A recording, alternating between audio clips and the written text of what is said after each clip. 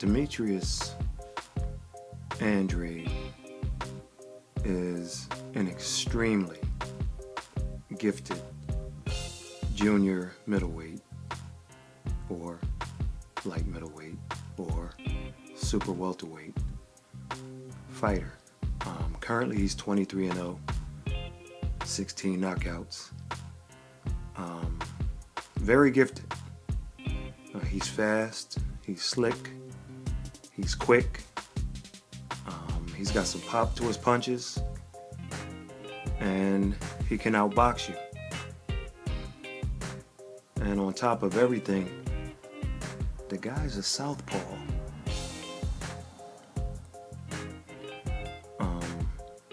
He's got wins over former British champion Brian Rose. He's beaten Grady Brewer, Freddie Hernandez, Willie Nelson, and Vanes Martirosyan, who he won the WBO super welterweight title. He won that belt by defeating Martirosyan by a split decision. So when I speak about the gift that Demetrius has, the gift is related to everything he's done in the ring. Nothing he does in the ring is the problem.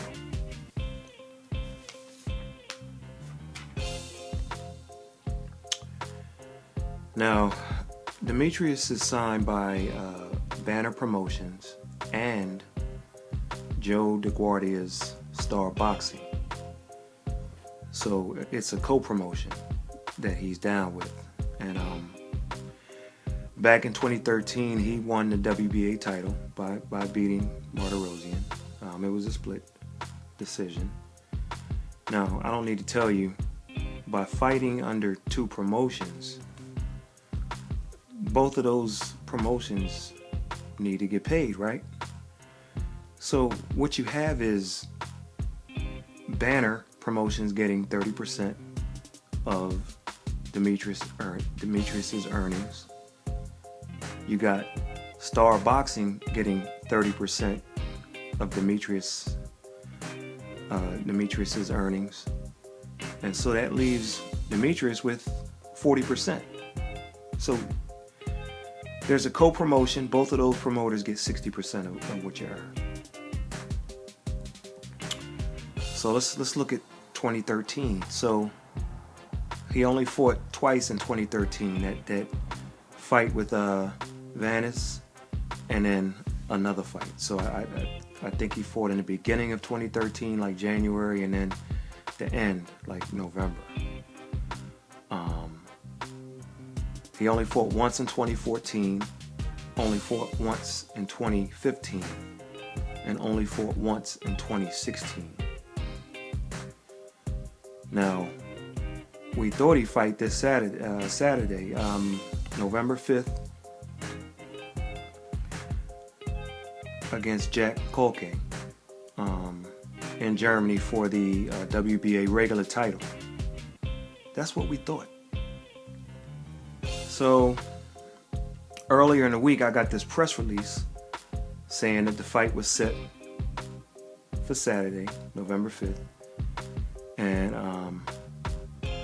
in the press release, it's saying that Andrade said he signed the contract. And Kolke signed way back in August or September, after the purse bid took place. So we knew he was on board. The question is Andrade on board? So Andrade's, in the press release, he said he signed. So this came as news to Sauerland, who won the purse bid back in August. They said that this fight was scrapped a while back. I mean, suggesting that maybe this press release was some type of smokescreen that Banner and Star Boxing sent up. So what's going on here? Then we find out later that what Banner Promotions and Star Boxing, we found out they took forever to get the contract to Sauerland. And then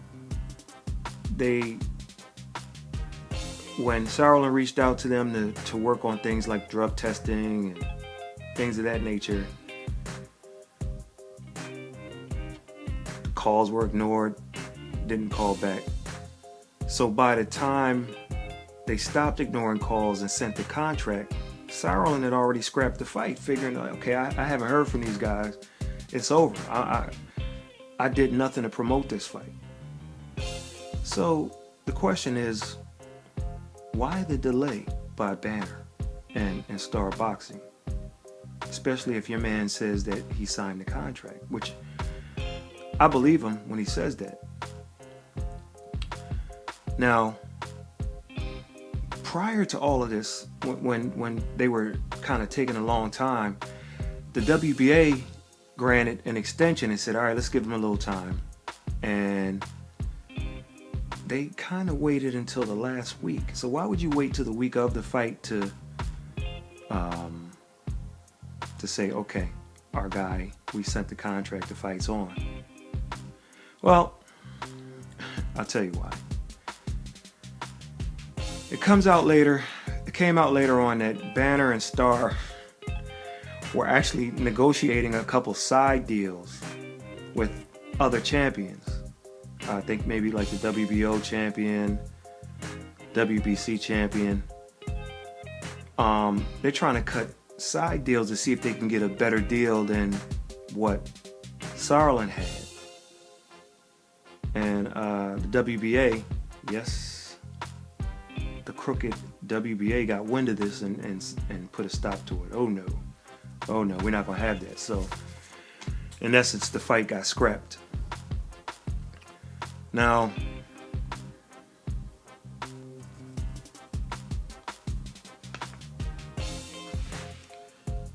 Banner and Star Boxing, they build up their fighters, but when it's time for the payoff, when it's time for that fighter to step up and fight another champion, they rather not be the lead promoter, like a Bob Arum or a Golden Boy. Their thing is just, let's get as much piece of the pie. There's that 60% again, right?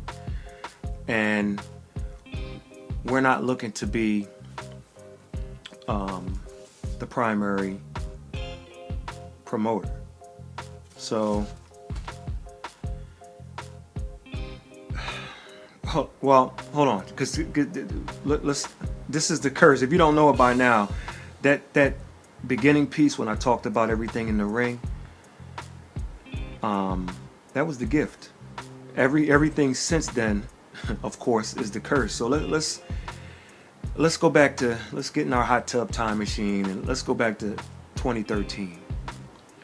Now, after Demetrius beat Vanes, the WBO stripped him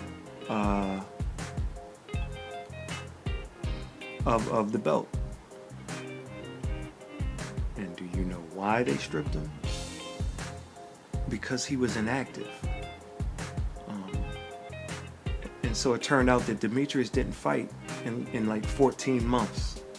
And you can't do that. So the WBO said, no sir. So they stripped him. Then to make matters worse, Demetrius tried to sign with Roc Nation and Jay-Z. Now,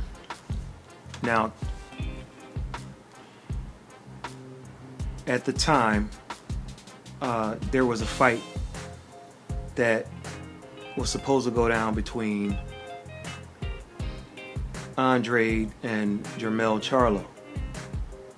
So Andrade was going to defend his belt against Jermell Charlo. And what happened is Roc Nation offered Andrade $550,000 to back out of the title fight with Charlo. And I think that they got in his ear, and they were going to offer him money, big money, I'm sure, because they've overpaid Miguel Cotto. They've overpaid Andre Ward. So in order for Jay-Z to get his foot into the boxing game, I mean, that's how he had to go about it. So I'm sure he was going to overpay Andre too. The problem is that would have necessitated a buyout of his contract with Banner as well as with Star, and I just don't think that. I'm not sure. I'm not sure, but if there ever was an offer or what have you, but either way, Banner and Star sued Jay-Z for $20 million for damages and recklessly trying to steal Andre from them, according to them. So he goes on the shelf for 14 months. Then there's the lawsuit, and so that kind of further puts him on the shelf. And then we move past all of that, and he loses his belt due to inactivity and not getting contracts in on time, and so on and so forth.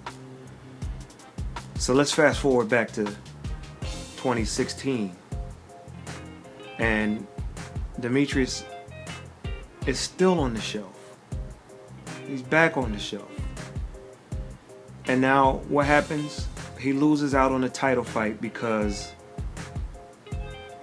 of the same deal in 2013, taking too long with the contracts, so on and so forth. 2 years later, same situation.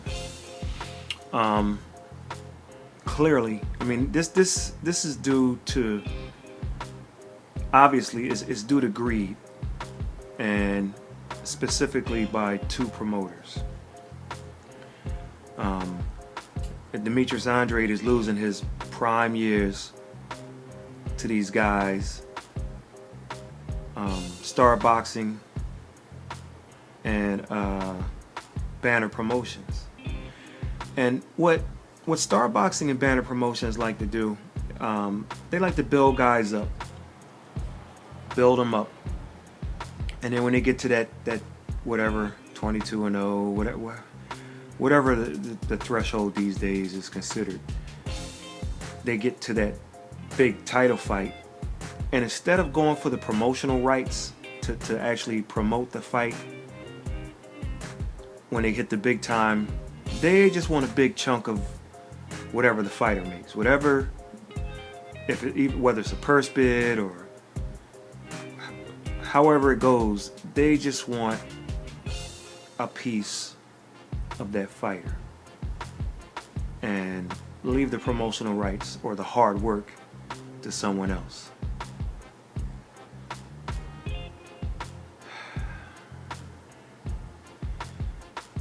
Demetrius Andrade is in trouble career-wise. Somebody needs to rescue this kid. Somebody may revisit what Rock Nation did, you figure, and offer a contract. There is one thing though. I do have one thing I'm puzzled about, and I might reach out to Demetrius to kind of get his thoughts, because I'm very interested in knowing knowing his take on this, because it doesn't add up. Earlier this year, Demetrius's contract with Banner Promotions and Star Boxing expired. So here you go, Demetrius. Here's your way. Here's your way out. This is your way out of it. So what do you think Demetrius Andrade did? Well, if you were listening and you remember what I said about getting my press release this week and having this fight canceled, Demetrius Andrade inexplicably re-signed with both Banner Promotions and Star Boxing.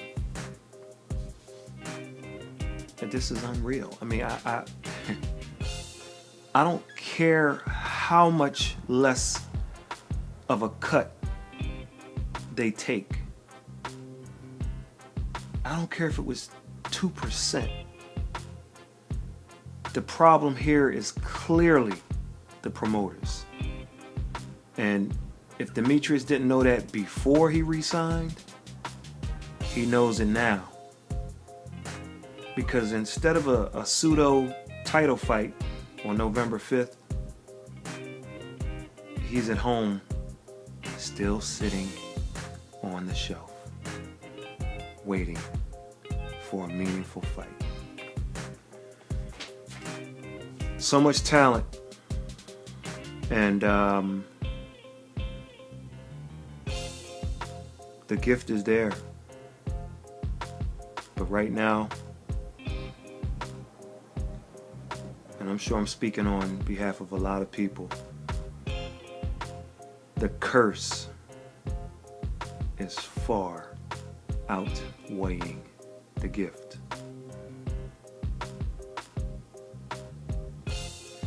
Make sure you follow us on Twitter at The Fight Journal. Please subscribe to our YouTube channel, The Fight Journal. We're the only ones with that name on YouTube. So make sure you subscribe. We're going to have a contest. We're going to be giving away some money in 2017, first quarter of 2017, probably March, April, something like that. And one of the requirements is that you subscribe to our YouTube channel. Go to thefightjournal.com. All of our interviews, all of our audio, all of our video, anything we do, you'll be able to, if you go to the Fight Journal at the top or at the bottom where it says follow us via email, if you type your email address in, everything we do will get sent to your email. You won't have to come looking for us. We'll find you. Make sure you check our friends out, DPG UNCUT TV, for the latest hip-hop and entertainment news. Holler at our friends, Thunderdome Boxing Talk. Definitely a good channel. Make sure you leave your comments at the bottom, and we'll catch you on the next one.